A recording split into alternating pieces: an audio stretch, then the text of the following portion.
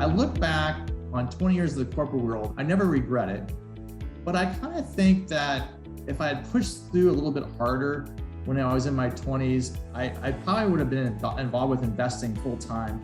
And I kind of quit on that. And it may not be, I'm going to push through and do it no matter what. It may just be, I'm not going to give up on that idea at some point.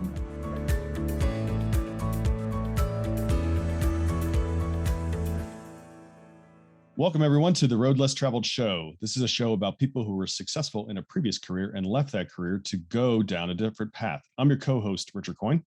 And I'm your co-host, Bill Zahller. On today's show, we have David Thompson. David, we're so glad you're here. We appreciate you being with us. Over to you, Bill. Nice to have me. I appreciate it. I enjoy it. Looking forward to it. And good to reconnect with you guys again.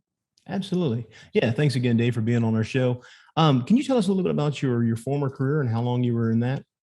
Sure. I spent 20 years in high tech management, mostly with computer business. And, it was a good career. Got me down here to Austin, Texas as the last employer. And I really enjoyed it. I traveled around the world, did a lot of interesting projects, worked with some great people. And I had this, interest in investing along the way. And at some point decided with the kids getting older, wanted to pursue something different. Excellent. And then in what path did you decide to change to? Yeah, so my wife and I started investing in some single family homes here in the Austin area back around 2012. In hindsight, that actually be a pretty good move, but at the time we weren't sure exactly what we wanted to do other than it was something that we wanted to go and try a different career. And we started to build this passive income stream of some rental properties, but I kind of realized that it was taking a lot longer to buy single family homes and save the money. And then we had the property management aspect of it. It was getting to be more cumbersome after a while. So it became more of a job that we were working our way into that we kind of not wanted to work into another big job. So we did that a while. Then around 2015, I met an individual who was really big into commercial real estate and syndication, and was kind of mentoring me on, how to maybe go out and leverage into bigger properties, right? Where you can get professional management of the properties and things like that. I ended up joining them more on the side of investor relations activities, and they needed capital to get their deals done. And I had no experience in that, but I was excited about investing and really more motivated to kind of continue to develop skills outside of the tech business. And that accelerated pretty fast. We started doing some big apartments up in Dallas, Texas, and I became an important part of that team from their standpoint. And I was having a lot of fun and started making some income. And my wife was like, wow, that seems like those are more projects and, it's a short period of time and you educate investors and you like that. You've always liked investing. And so I see you happy. And then, oh, by the way, money's coming in. And if you kept doing this, it's probably better than your old job. So let's do that. So that's really how I got more into transitioning in and ended up leaving that company shortly thereafter. And then from about 2016 to now, we've had our own company and still doing primarily the same activities, but now we've branched off and we've partnered with other operators and maybe some different markets. We're really focused on our investors and kind of giving them a different, helping them build a portfolio of diverse operators in different parts of the country and maybe some different niches like apartment self-storage. So 5 years later, we look at this the other day, it was a little over 5 years. We got through COVID fine really last year. And but it's a fun business. It's I know we were talking before the broadcast started here, it's portable. Got back from 3 weeks in Hawaii and really didn't miss a beat. We had some projects we were working on, but it wasn't too intrusive to not enjoy myself. So I'm in the right field and the right career. I'm very fortunate, and definitely can share some ideas with your audience about it. That's great. Awesome. Yeah, Dave. I actually similar in a way that I first started trying to go down the path of single families, and then I just saw how it was going to scale, but really slow compared to how fast I wanted to go, and that's when I really shifted the focus over to multifamily. And, that's been awesome. So, yeah. Great. Yeah. Similar experiences. Yeah. So Dave, as you think back to your former career in high tech, is there something funny that happened to you, something funny along the way that made you scratch your head and say, oh man, I think I need to change to something else. This is driving me crazy or something. A lot of things. Yeah.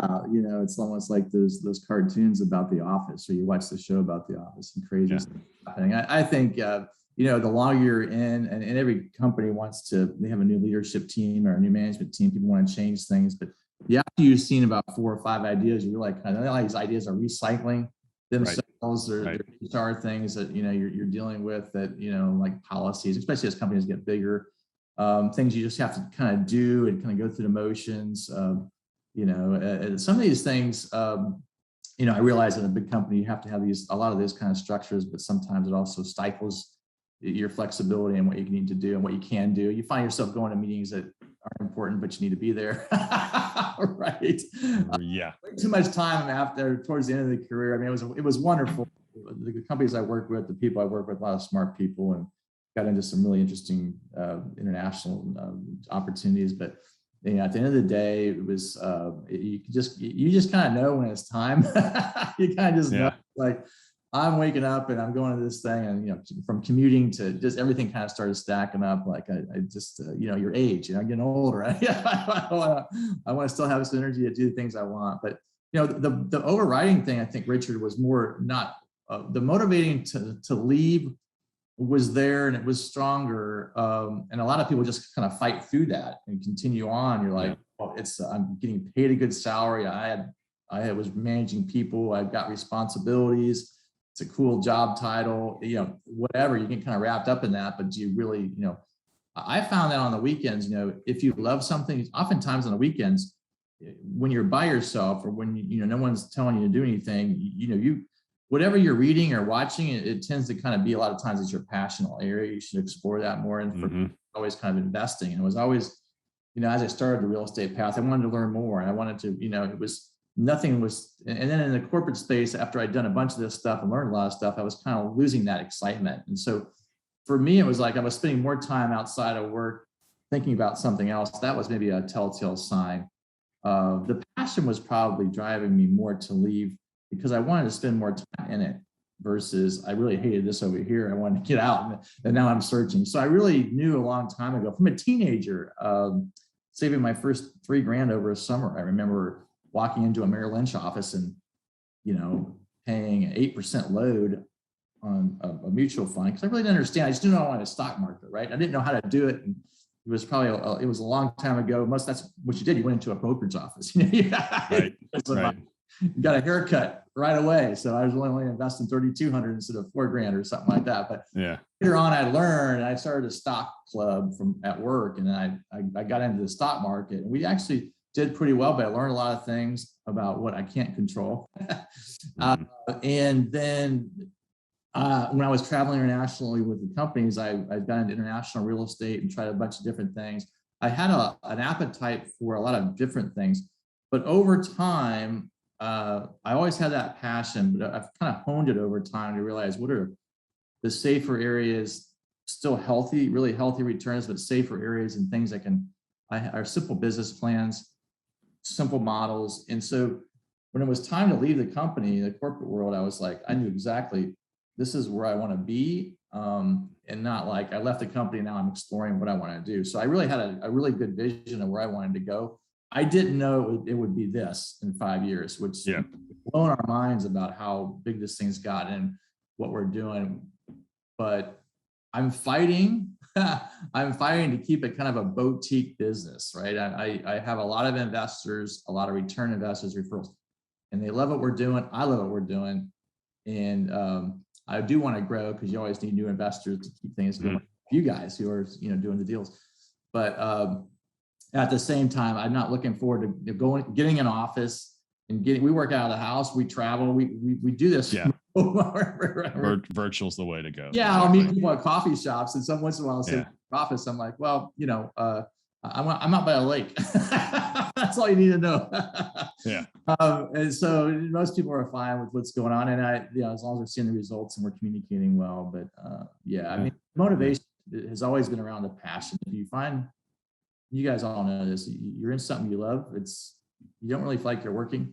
I mean, I probably work more hours than I did in my corporate job, and having a lot more fun at it. It's like going to a toy store or candy store as a kid. You just take me back, So, yeah, it's funny you mentioned the idea that if you're someplace long enough, you see the same ideas recycled again and again. And I felt like that. I mean, in my some of my time in the corporate world where there was like a new sales strategy. Well, wait a minute, it's the same sales strategy just with a different name, and then the third sales strategy was the same as number one. It just has a different name, and there's just little different diagrams. But yeah, it's anyway. Yeah.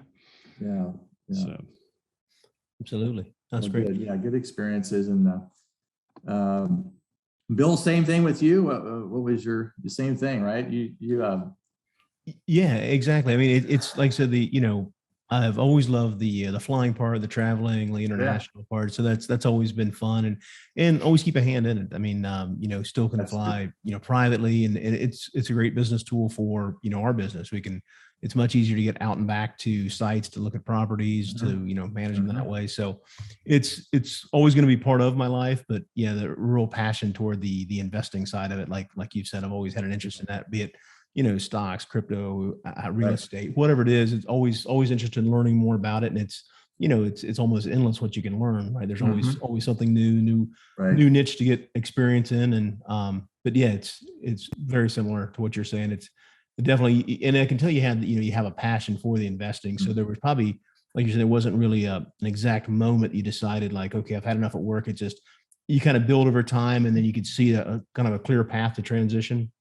Yeah, I'll tell you one thing really quick. I do mention that some of the podcasts I've done, and I think I even have it in one of my books, is that when I had a master's degree in international business, but I love investing so much.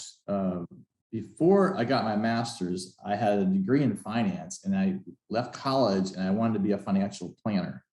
And so I didn't realize it was an entrepreneurial job. I kind of should have known that. No one just hires a financial planner to be a financial planner for a company. And there's companies out there that do it, but they're kind of, they're cloaked in something that they're selling, like insurance or something over here that you got to push this first. And if you really want to talk about stocks or something more sexy or something interesting, you're kind of confined to doing that, or you can't do it at all. And I remember I hated sales. I hated it. Like the first 6 months I was working for this company, I had to sell whole life and disability insurance. And I'm like, I thought we were going to be doing some of this over here, but I had to do this. I had to go door to door, almost door to door, like to doctors' offices. I hated it.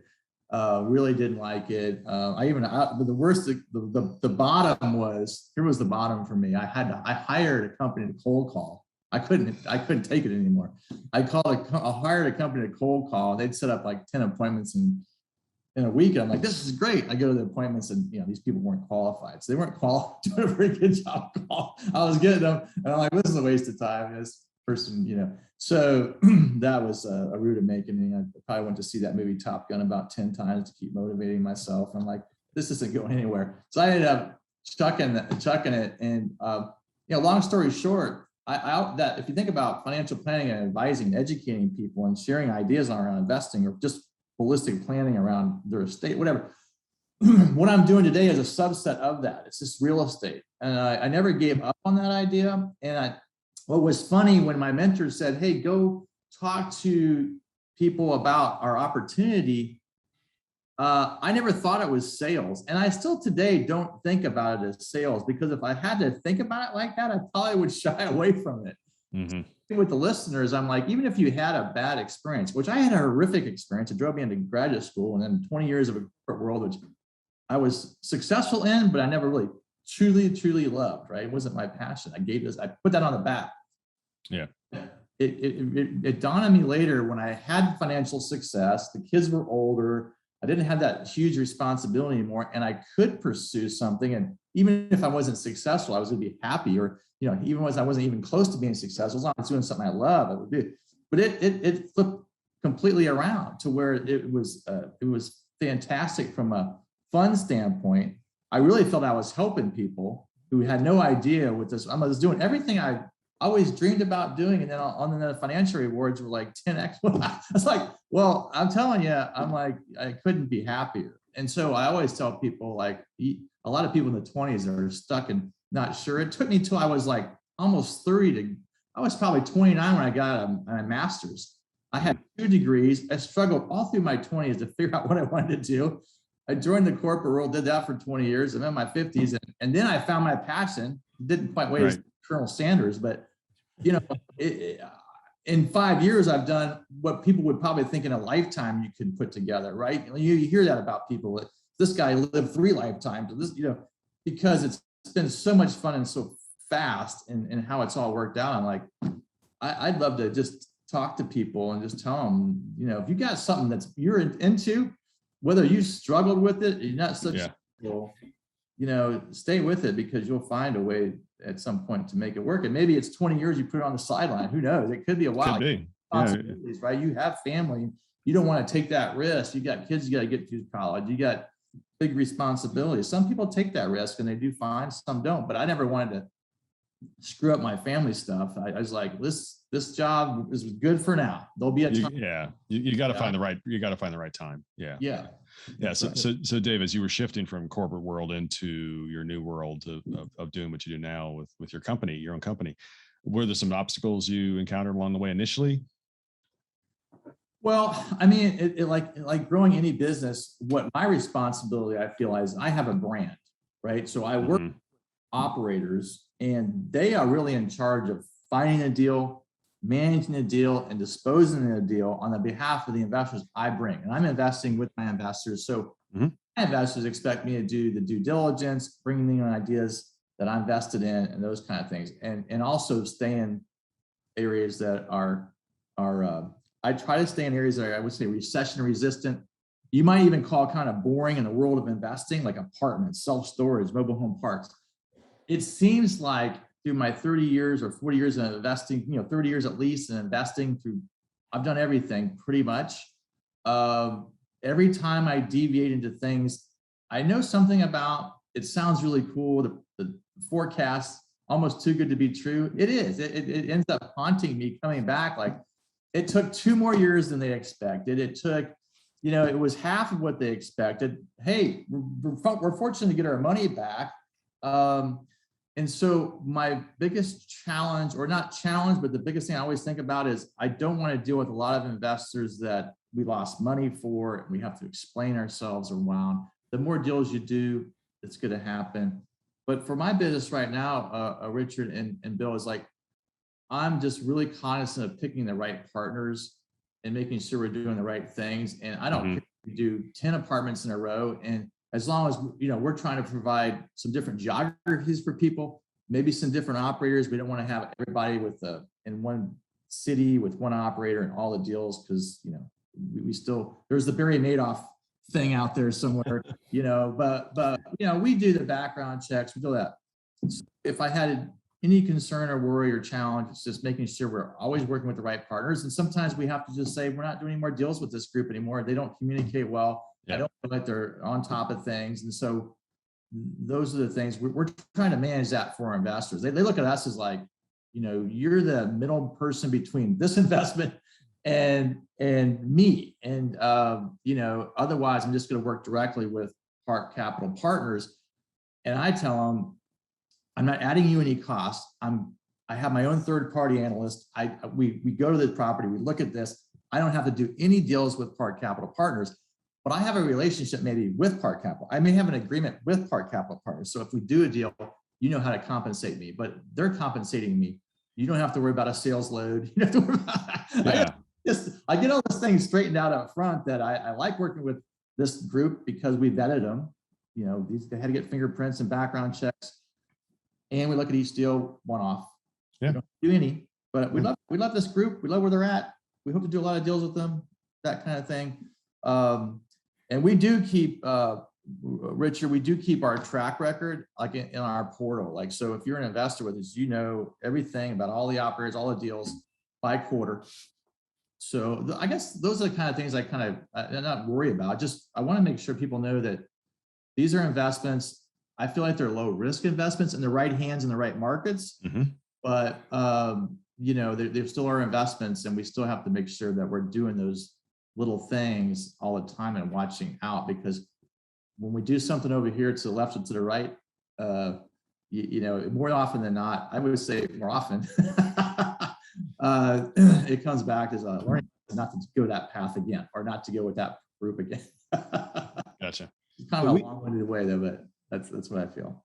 No, I mean, to that point, Dave, we've talked about this a lot. You know, we'd much rather be, and we invest in other deals as well, but we'd much rather be with you know, a really strong operator with an okay deal versus a really good deal with a bad operator. Because, you know, the good operator is going to be able to make the best of the situation. And like you said, there's things that are unpredictable. I mean, you could buy a great asset, everything looks good, and then the school zone changes into not such a good school zone. I mean, so there's things you can't forecast, but it's the operational experience that's going to help drive that through and make it as successful as it can be. I believe that. Yeah, I believe that. That's very true. And we were talking before the podcast. There's always things that an operator can do to kind of make sure that the investors front and center and up front, and, you know, number one in this whole relationship, right? At the end of the day, it's harder to find good investors, and you want to find good investors that you can grow in a long term, and they're going to want to see your success, and then they'll come and they'll tell their friends and their family members, and it becomes a much easier business. You're not having to really go out there and run around and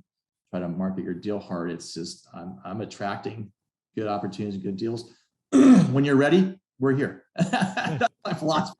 I never want to be a salesperson. I told you that already. Right?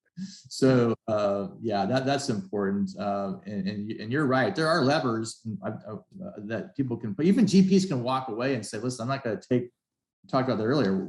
If I have a deal that's marginal, you know, I don't maybe have to take my 30%. Maybe I'll take some, but I want you to make sure that my investor wins. Those are the operators I want to be with, that put the investor front and center. And because at the end of the day, they'll come back and they're never treating well. And not every deal is going to go like you talk about. Not everybody's going to do exactly like the pro forma. Some you'll blow your way. Like, I can't believe we did so well on that. And then maybe there's some that you know, we don't have any deals. We're losing people's money, thank goodness, but they're just underperforming for, you know, COVID was a good example for workforce housing. We were talking about that, right? It was a darling before COVID.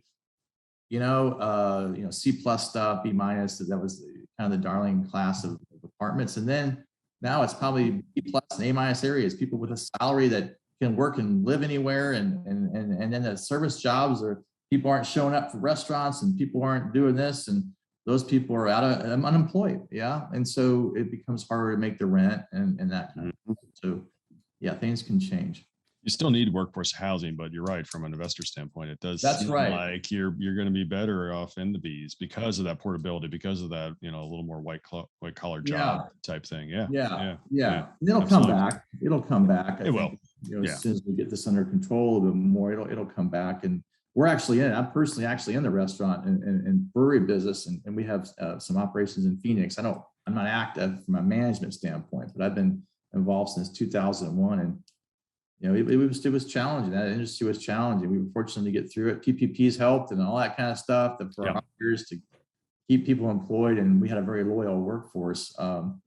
And came back in a really strong way now. But you know, I saw it firsthand how impactful it could be when, you know, you tell people to show up for work. There's nobody there, but we got to pay them. PPP is like, well, we want some flexibility to kind of reinvest. We actually took some of that money. We remodeled our stores. We took advantage of that to be ready when it came back. Yeah, nice. All right. So the government finally got that dial right, but it took a little while to figure that one out. Yeah. Well, Dave, as you transition to the more entrepreneur, the investor relation business there, what was one of your first victories you can recall? Well, the very first deal we did was in Dallas, and the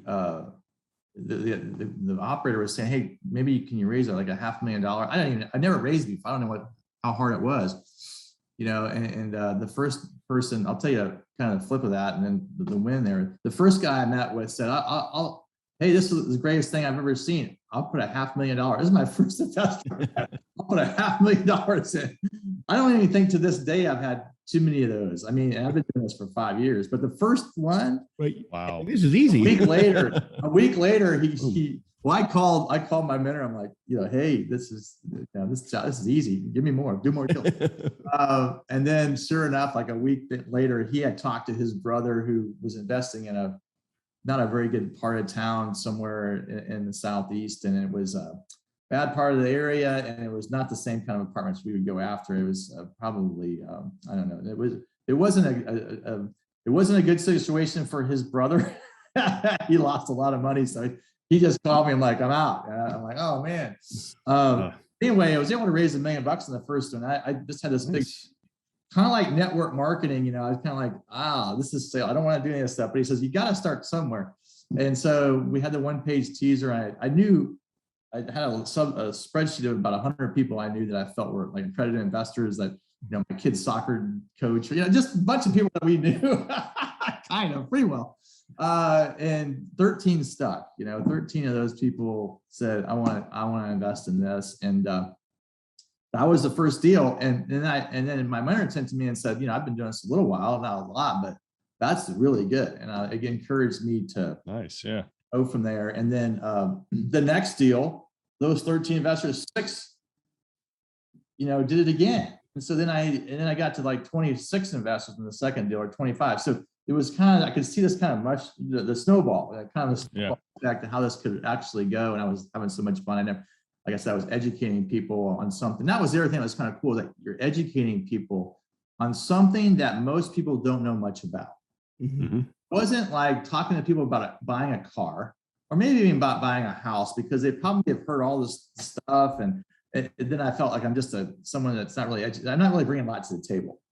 In these discussions, I'm really bringing a lot to the table. Why apartments? How's it work? So I felt like I was really educating people, which I was, and then something that they've never been in before, that they don't know much about, but they say, if you can show me why it all makes sense and that it's not too risky, and you got this program and how it works. And I found it was a pretty simple story, and we would just tell it a bunch of times. Yeah. In some ways, putting your money into an apartment deal is in a way safer than the stock market. You don't get to control what Apple does, but you have certainly a physical asset that's generating revenue. And when the economy has an issue, rents aren't going to go to zero. You might see some impact, but so. You certainly don't see rents typically go backwards. I mean, certainly there are a new construction, you'll see that concession happen, not in the apartments that we are involved with. So I would definitely agree with that. My favorite statistic, and I know we're getting kind of granular, but my favorite stat, and I have this from Freddie Mac, which does a lot of lending, right, for apartments and single family homes. Back in 2007 and 2009, we had the big crash. Only 1 in 200 apartment owners across the country, good and bad markets, good and bad operators. So only 1 in 200 were more than 60 days delinquent in paying their debt on the property. And single family homes, so that was 0.5%. Yeah. Single family homes was 4.5%. Like I would say, so to me, I look at that and not a statistician, but I'm like, that's 8 to 10 times safer owning an apartment. And then tell me there's 200 or 300 families supporting that debt. Right.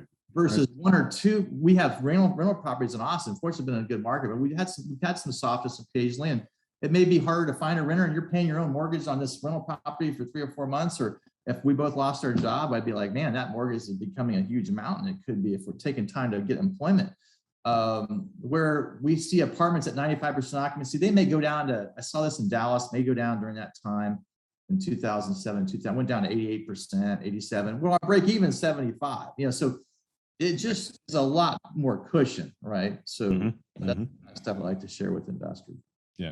So Dave, in your what you do now and with your own company, have you experienced any humor along the way with either talking to an investor or a sponsor or something like that? Anything that's been been strange, funny? Yeah, I mean, well, I don't know. I thought this was funny and at the time, but to me, one of the I like focus, right? So I like to work with operators who are focused. Like we focus on these 2 markets. We only do apartments. I remember driving up to Dallas and with a business partner of mine, and we're looking and talking to an operator who was actually doing some things in the Carolinas where you guys are at, right? He was interested. This is an area that we did not have coverage in our portfolio. I was really looking, hoping this would work. And they had showed us some successes they had, some exits, and very interested. And the guy had mentioned, one of the partners had mentioned at that meeting that he was in the hotel business historic. We were on their backgrounds, but it didn't dawn on me. That afternoon, we're driving back. So I'm in Austin. We're driving back from Dallas, a 3-hour drive. And it just like within 2 hours, I get this email, right? And it's a hotel deal in San Antonio. Well, I know San Antonio's close. Maybe you thought I was interested in that. We never talked about hotels. Never. And he's sitting there. We're getting ready to do this deal in San Antonio. It's a hotel. That was funny to me. That was so funny. What a waste of time. Like I was like, what are we? You guys. Yeah, that was a total change. Not only geography, but the vehicle. Yeah, but I was just like, for me, like, oh, I don't know where these people are going to go if we get in bed with our investors. And they might want to do Bitcoin next or else. Yeah. I don't know. So yeah, there's a lot of stories. Rich, if I was a little better prepared, I'd probably rattle them off. But that's from an operator standpoint. The funny thing from an investor standpoint is just, I guess I try to tell people these are passive investments, right? I do respect everybody has a certain level of understanding of what a passive investment means. For the vast majority of investors, they're fine with the report. Things are going well. There's not a lot of questions. And then sometimes I'll get some investors who really want to peel it back everything, and they become kind of it's more of an active investment. Like they're our partner. We want them to be partners with us, but it's almost to the point where you're spending a lot of time with them, and you can tell they're nervous about the investment, or it wasn't probably at the end of the day. Unfortunately, that's their personality, and you just kind of deal with that. And then is it funny? I don't. Sometimes I think it's funny to me. Sometimes I'm like, where are they going to go with this information? Why is it important to them? But we try to be patient with most people. We know the personalities are different. We just try to educate them that things are going well. We don't get too many questions, and we don't. We want to over communicate so that they don't have those many questions. Right. Absolutely. Yeah. Bill and I met with an investor who, he wanted to talk to a past investor. We're absolutely happy to make the reference and the connection. But he also wanted to talk to somebody who's currently going to invest in the deal that we were presenting to him. We're like, I'm sorry, that's confidential. We can't make that connection, and I appreciate we'll answer any question you want for you, but I'm sorry, I can't make that introduction. And he didn't like that answer. So anyway. Oh yeah. Where are you going to lose a few? Probably in the long run, I always think it's probably best. You're exactly right. You're exactly right, because he was going to be, we could see it coming. He was going to be one of those that just asked 70 million questions, every month kind of a thing. And as the was running. So that'll wear you down. Yeah. Well, Dave, where are you today in your journey as far as your new business, how you've grown it, and you're brought on new people and everything? So where are you today? Yeah. So we're developing. We have a team, so we're developing a team of folks, and we're helping them develop their own business and working with us, helping them to get licensed and do what we're doing. So we're helping people do that right now, which I really like, and then they'll help us together, with capital, get things done. I think we're from our own inner business here, just making sure that we're doing the right things for everybody, and we're not getting too over I know we always say we don't want to get too ahead of our skis. We don't want to. It's tempting. There's a lot of good deals, a lot of good operators, and it would be easy to overcommit, and we don't want to do that. We're very selective in who we work with, and then we're hoping that the mesh of deals coming to us are about the right size and timing. Not always perfect. Sometimes you're getting 3 deals at one time. You got to choose these 2 we're going to go do. So there's a little bit of that going on and balancing that. But my part of the world is a little bit smaller than maybe the operators. They're doing trying to find deals, and so I've tried to stay in my own lane. Like, I really know this very well. I'm dealing with investors and operators. I'm that middle person, and I mentioned that earlier. I don't want to grow this. We could blow this thing up. I could go kind of like you guys, go get a podcast, appear on 50 shows a year, do 2 shows a week. And I don't really need to do that anymore. I've got to a point where I never really did that huge stuff, but I used to blog and do things. I think it's important for my investors to know that I'm out there and you know, staying ahead of the curve on education and getting my face out there, but not in a way of really attracting a lot of investors and creating this big machine where now I had to get in a car and go to an office and I got 10 employees. And that's where I'm trying to keep this boutique thing where, you know, spouse is very much involved in our business, and that's great. She's kind of like the operator and handles portals and the financials, back office. But the good nice about our business is the operators do the heavy lifting, right? At the back office, the K1, the distributions to investors. And the only time we made our business more complex is when we created a couple funds, Thompson Investing. And then when I had to go get a back office. And I can tell you those 2 or 3 times we've done it, we're always like, when can we close this fund and get out of this? And so that's what I guess, you know, Richard and Bill, the thing that I think you have to decide what your business needs to look like, because it can get out of control. It can get big. And some people want that, and that's great. You know, if I was in my 30s, you know, I work with a lot of these operators, they're in their 30s and young 40s. I'm like, man, they got, you got all that energy. You want to go do all that stuff. Fantastic. You know, I don't want to be, you know, negotiating washer and dryers and stuff. You do all that stuff. That's fantastic. You like to do it. That's good. You're good at it. We need you. That's the team, you know, everybody's got their own thing. Right. I just, people ask me all the time, Dave, you should be an operator. You can raise all this capital. Just go over here and you can even make more money. I'm like, I don't want that headache. And just because you could, just because you could do it doesn't mean you should. Doesn't mean you want to. That's right. That's exactly. why we have partners. Exactly. You mentioned you found your lane. You're enjoying it. You're trying to keep it boutique, and you know, look a little further down the road. You know, 15 years. What do you see? You can just continuing to work and refine the boutique so that you're helping to supply the capital to the operators that need the capital, as well as obviously generating returns for your investors. Yeah, I don't see the business changing a lot. I mean, we obviously have to see what happens with, you know, is legislation changing on things, or is it making a job? We made a concerted effort last year during COVID, which I think a lot of companies did, is basically just look at your inner stuff and what you're doing and how to make this thing scalable, but also, you know, we're in a compliance and legal environment with these.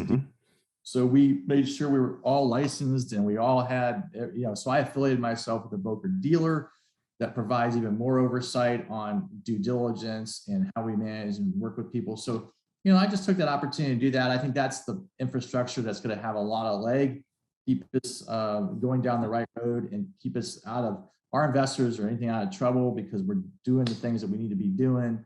And we were doing that anyway, but now we formalized that, and and so now that's great. And then I enjoy really, I enjoy the mentoring part when I have time to do it. And I like to see, you know, groups who, you know, people come to me and say, listen, I want to do what you're doing. How do I do it? And, you know, I had a coaching program for a while. I still have it, but I have to put it on the back burner this year. We're doing so many deals. We've been so busy, but I do have working with me in that capacity. And I'd love to see. I had a guy the other day just said, yeah, I think a couple more deals. I feel this is something that's really going for me. He's raising probably $500,000 a deal, and he's doing a lot of deals. He'll do 6 or 10 deals this year. I'm like, you can leave this has got legs to it. I think this macroeconomic environment's good for the industry. You know, you make that own decision, but I'd love to see that from my standpoint. Like, we provided an opportunity for him to do that. And if he even gets close to what we're doing, I'm like, it's going to be a magical, if you like it, it's going to be a magical career. You know, it's just really fun. Awesome. Great. Absolutely. Well, Dave, what's something you've recently implemented in your business that's helped you achieve your goals? You know, it's funny. I went and affiliated with this company out of New York called Phase One Financial Services. And that's a company that was just going to be there to help me get I needed somebody to sponsor me as a broker dealer to get licensed and all that kind of stuff I was talking about. But I found out that not only did I like this person a lot as just a human being, but they were focused on institutional investors. And so we were focused on retail investors. So we actually found some other business reasons how we could help each other. Nice. Like, he's coming to operators, said this operator wants to do a bigger deal. Well, I have, most of my people don't want to look at anything less than $10 million. And I'm like, And I'm like, well, great. We don't even look close to that. We're trying to raise 3 to 5 million over here. So, we're not, it's not happening on every deal, but we see opportunities to really add value to the operator partners that we have. And that wasn't something going in we really didn't talk much about. And, I think he was looking at it from his side. He was educating me that's a possibility, but I wasn't really thinking about it. From my side, I was just like, listen, I need someone to help me with this stuff over here. Let me go on and run. But he's really respectful. He's complimenting me in the right way, allowing me to really continue to the right operator partners and helping me with that. But letting me have free reign to do that. So I continue to think partnerships and the right partners are the key to this business, not only from the operators that we're working with to get the deals done, but also in my business by partnering with this operator or this partner that is more in the capital raise side like I am, but just had it from a different perspective. That was an eye-opening thing for me, and it really helped me accelerate what we can do. Mm-hmm. Things that I don't like doing, he does, and so it's even better. Good. Perfect match. Stuff. I'm like, I don't want to worry about paying out stuff, and to our team, you do all that. I'll tell you how much we raised, and here's what we did. Yeah. So he does all of the bookkeeping, and I'm like, man, take all that. So yeah, the right partners can really make or break anything that you're doing, right? Absolutely. Match. Yeah. And we say this all the time too, that, that we're not in the real estate business, we're in the relationship business. Cause at the end of the day, it's all relationship based, as you said, the right match deals, working with brokers, off market deals, or, if they like you and you're proving yourself. I mean, that's the one thing someone always told me. I remember, never forget this, because in the stock market, insider information is illegal, like absolutely, right? Hands down, don't even mess with it. But in real estate, it's kind of the way it goes. Right? It's not illegal. It's just like, who and that it's information that they want to share or not share, but it's not anything to do with that. So I always felt that's kind of cool. You get these off-market deals because you went golfing with the broker. I don't know. Maybe they just like you. Maybe they want to hear a little bit more. Who knows? But I find that it's not a what a random walk, right? The random walk on it. It's just, you can find deals and you have more direct control to make those deals work, and increase income and reduce expenses. And the ball is just so much more in your court than relying on investing in a stock that you have no control over. You really don't have any influence. You think you do, really. Absolutely. Yeah. That's one of the things we love about it as well. Yeah. Yeah, you can only buy so many iPhones yourself to influence Apple stock. Yeah. That's right. Yeah, that's right. So Dave, what advice would you give someone who's considering making a path change themselves? Well, you don't have to have it all figured out. I think I clearly didn't. I stumbled into what I'm doing now. I stumbled in just because I was kind of hanging around it, right? And I met the right person at the right time. And I think, whatever, maybe your religious beliefs or, something happens if you stay focused, right? There's objective things that people tell you how that works, but I really feel, I've always felt this in my life. If I focus and stay focused on something and think about it consistently, that, all of a sudden people show up in your life that unexpectedly, like this business, I just asked a friend about, I needed to go do this. And he happened to know that guy he was already working with. And he said, this guy's kind of maybe a right fit, go talk to him. It wasn't like, this is the guy for you. It was just like, he gave me 2 or 3 names. And this is the first one. I'm like, let's start with this. And that worked. My first raise experience, I told you I hated sales. If you would have told me I was going to go sell this, if you said those words, I would have been like, I'm not even going to do it. I would have never done it. Sometimes the nomenclature that we use may freak your mind out, like don't go there. But I would encourage people to it's so cliche, I guess, but it is just follow your heart. What are you feeling? And then push yourself a little bit to try something new, and give yourself a chance in that passion.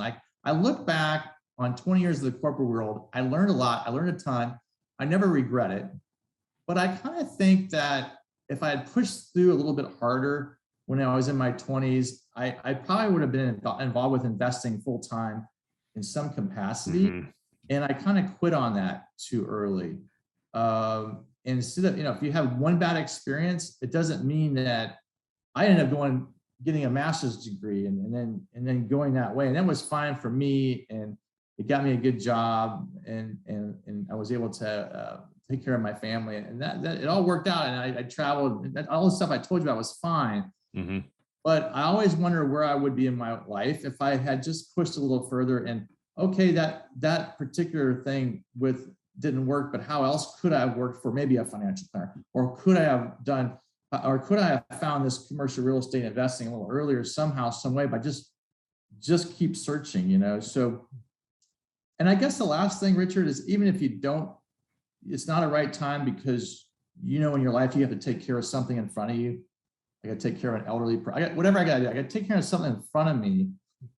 It may not be I'm going to push through and do it no matter what. It may just be I'm not going to give up on that idea at some point in my life, right? So I didn't give up on that idea. I always had that passion, and something's really important for you if you just always are thinking about that stuff since the time you're a teenager to now you're in your 50s. And like, it's investing. It's investing. Yeah. You love it, and then it's like, okay, figure that out. Now you have time to do it.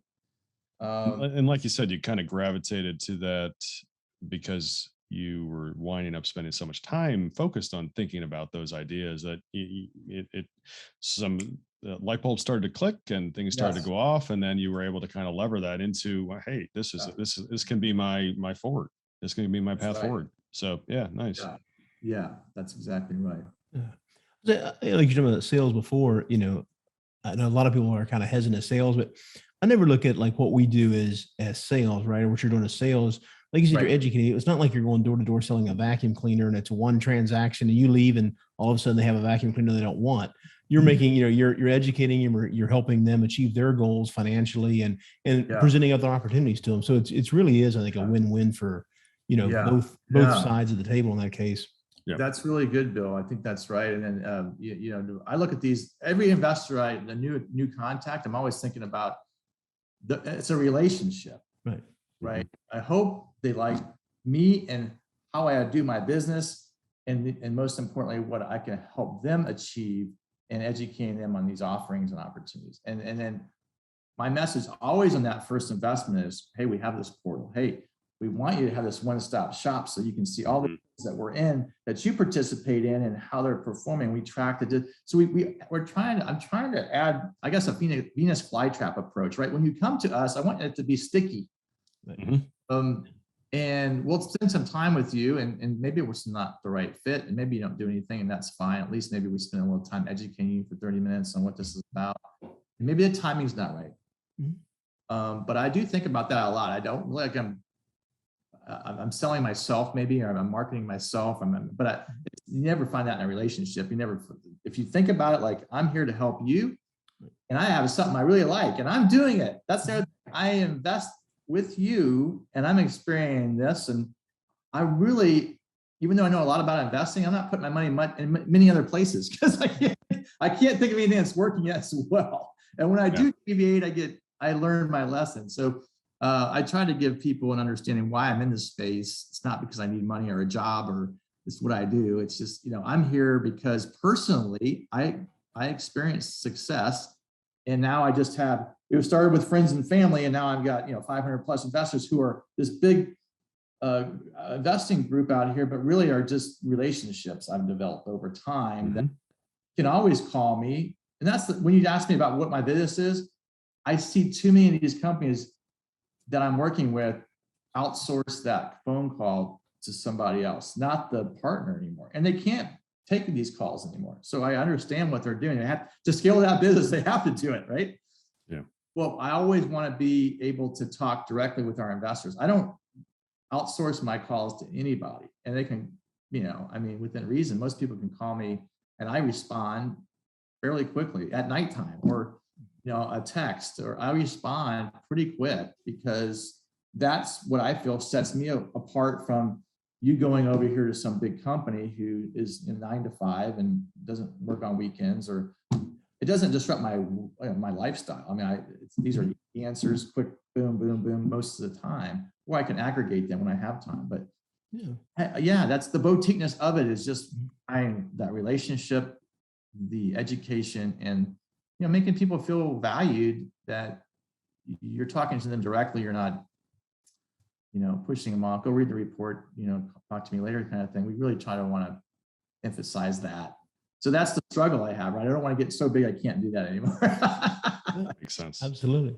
Well, to that point, Dave, what's the best way for listeners to be able to reach out and learn more about what you offer? And so my direct email is david@thompsoninvesting.com. It's all one word, and you'll probably have your show notes, but our website is Thompson Investing, THOMPSON investing.com. And the site is really for people who don't have a lot of experience. I've got an ebook downloadable called Riches and Niches. That's kind of an overview of syndication, frequently asked questions, what niches, how to develop a portfolio, that kind of thing. That's easy. It's free. You can download it. Got about 50 blogs on there in different categories. So I always point people, start there.